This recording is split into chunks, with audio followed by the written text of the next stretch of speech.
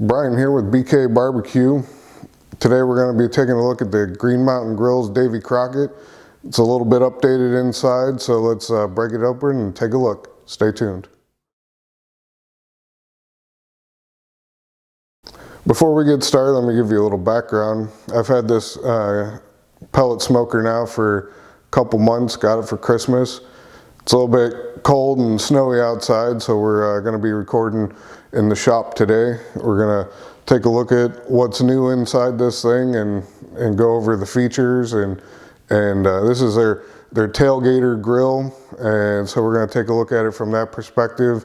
That's why this was given to me, because my wife and we enjoy camping. So the thought here is that we'll be taking this with us camping. So we'll take a look, see if it meets some good tailgating requirements, and I think we'll find that this is more than adequate for those needs.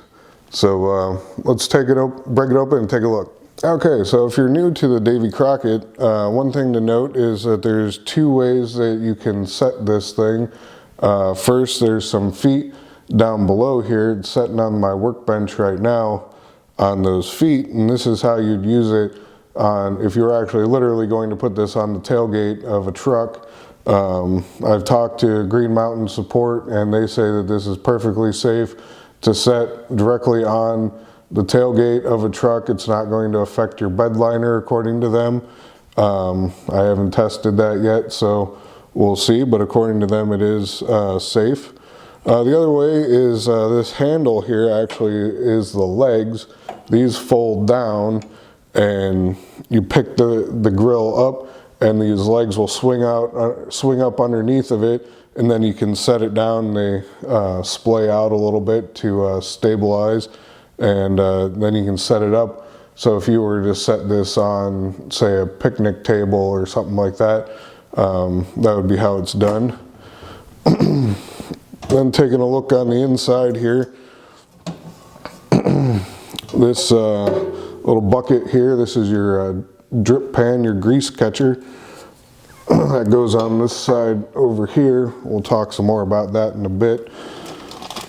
This would be your food probe. This comes built in with a food probe monitor. So you plug this directly into the grill. There's a hole here that you feed it through and put the probe in your meat so you can continuously monitor.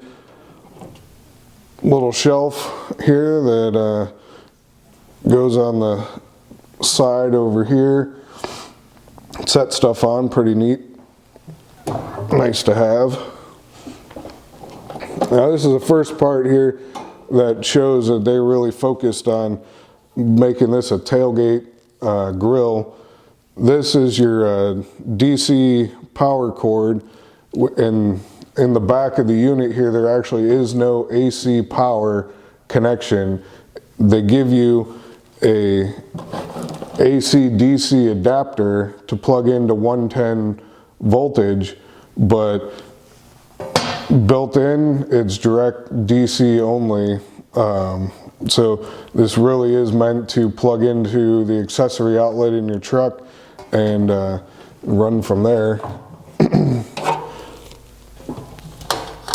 And if you didn't have an accessory outlet in your truck, they also actually give you some alligator clips here to connect directly to the battery of your truck into a DC adapter on the backside.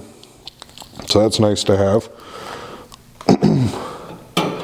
And you get two small grates here for the grill. These are actually perfect size for tailgating, because you can just bring a bucket along and a pot, boil yourself some water, drop these in with some liquid detergent and some steel wool. You'll have these things cleaned in less than 5 minutes. And then this is where it starts to get, like I said, updated and new. In the previous version, their grates here, these heat deflectors, these were not stainless steel, In this version, everything's stainless steel on the inside. The grates, the deflectors, even the primary heat shroud that we'll get to. But this is a 2-layer grate. This is how you set for direct and indirect cooking. You can see mine's used here because I've been playing around with this thing for a little while. So these holes will line up. This is perforated, and for direct heating you want to line the holes up. For indirect heating you offset them just slightly, and that will allow the smoke to get through and get to your meat, but yet still keep the direct heat from it. One thing I would say is that if you're going to do direct heat, I'd probably go ahead and put some tin foil down on this. It'll minimize your cleanup time. I like to keep my stuff relatively clean. But if you're smoking, if you're doing low and slow, I wouldn't advise putting any tin foil on here because you're going to want the smoke to come up through these holes here and get underneath your meat. But it's nice that they have that feature built right in for indirect and direct heating. And then the last part here is your main heat shroud. Again, this is stainless steel. The previous version, this was some other steel. It wasn't stainless though. And then underneath here, this light spot that you see, it's a V shaped piece there for, that's your primary heat deflector that's supposed to balance the heat left and right within the unit. They're still working on that in firmware revisions for the controller. It's not perfect and it's a work in progress, but it's not bad.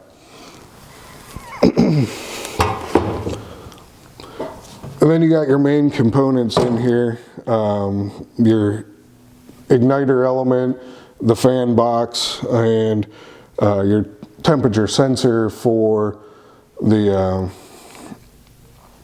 for controlling the main temperature in the unit. I'll bring the camera in here and you can take a look, and I'll show you one of my concerns with this in regards to tailgating if you're going for like a multi-day event. So let me bring you in here and show you what I'm talking about. Okay, so this is the main inside, your fire pot here. The pellets will come in this way, and the igniter there starts them, and then a fan blows and keeps the combustion going, and you got these little louvers here. But you can see all this ash built up on the inside here. You actually can't even see the element, and that's just from one smoke. I think it was about 4 hours at the for the Super Bowl. I intentionally didn't clean it so you could see what this looks like. But if this is from just one smoke, you're going to need to clean this out before you go ahead and use it again. So if you were camping and you wanted to do some steaks one night and then some ribs the next, this is going to be a little bit difficult probably to get cleaned out, just because it's such a small area. You can't really scoop them out. The primary way to clean this whole thing is with like a shop vac. So that's just another thing you're going to have to carry with you, is like a little tiny DeWalt makes a small shop vac. Otherwise, I'd like to know what everyone thinks, how you would clean that. If you could leave a comment below, and we'll see what we can come up with. But I think that's a drawback for this if you're doing a multi-day camping trip. Okay, I said we'd get back to this grease pan here. In the legs down position, if this was standing up, this hangs from this little pipe here. All the grease flows in this direction, then collects and drains into this little bucket here. This is just like every other Green Mountain grill that they make. The problem is that in the tailgate position here, if this was sitting on the bed of my truck, it's not small enough to fit under the drain pan. So I think this is something that maybe Green Mountain might have overlooked. What would have been nice is a little low profile tray to put here to catch this. Now what I've been doing is just putting some tin foil down and crinkling it up into like a little bowl to catch all that. And then if it's windy, I just put little ears on it to sit underneath the feet here to keep it from blowing away, and maybe weight it down on the other end till the grease starts building up in there to weight it down. But what would have been nice is just like a little tray with some sidewalls, just enough to fit underneath there to catch some of that. I don't think that would have been too much of an expense, and it would have been nice to see. Well, you know the old saying, knee high to a grasshopper. Well, this thing here is knee high to the average guy. So the standing position here, like I've got it, the grill grates themselves stand 20 inches off the ground, which if you're going to really do anything with it, you're going to need to kneel down and tend to the meat here. It's okay.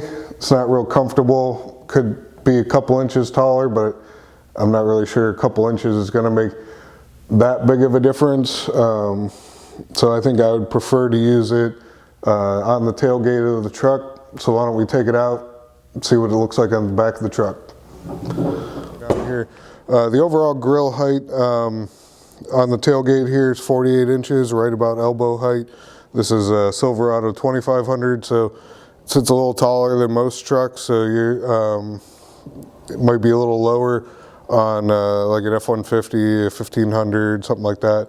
But the important thing I wanted to point out here is see how close these feet are to the edge of the tailgate in order to get that drip pan to secure onto the side there.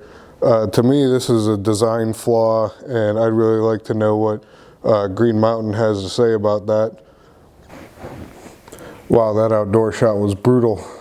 It's like 15 degrees out there, fingers are numb, but I think it was worth it to get a shot of how that sits on the tailgate. I'm going to wrap up with talking a little bit about the Wi-Fi on this.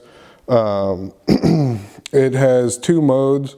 One where it connects to an existing Wi-Fi network, and you connect your phone or device to that network, and you can control the grill from there.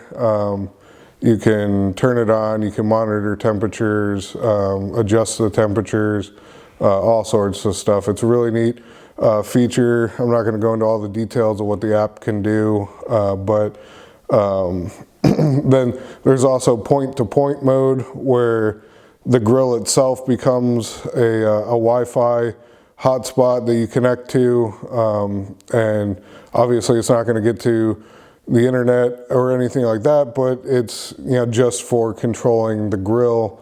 One drawback I see is this is a tailgater, so it is meant to travel and be away from a home Wi-Fi network. So right now what you need to do is do a reset on the controller to put it back into point-to-point mode in order to, if you want to use those features.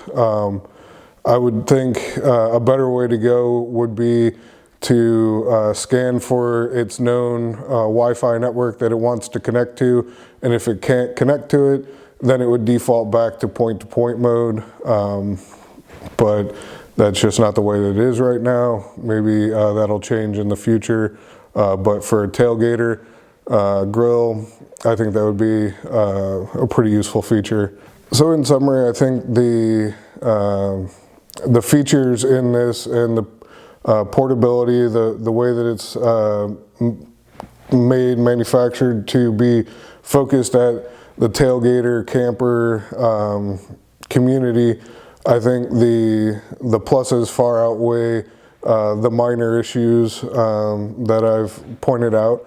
I think that they can probably definitely be addressed. I'd like to know what Green Mountain thinks about my opinions, but overall, I definitely give this a thumbs up.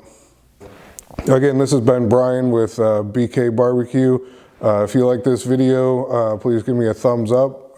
This is my first video, so don't kill me too hard in the comments. If you want to see more videos like this, go ahead and subscribe. I'll be doing videos on various different smoking and grilling equipment, not exclusive to this particular one here.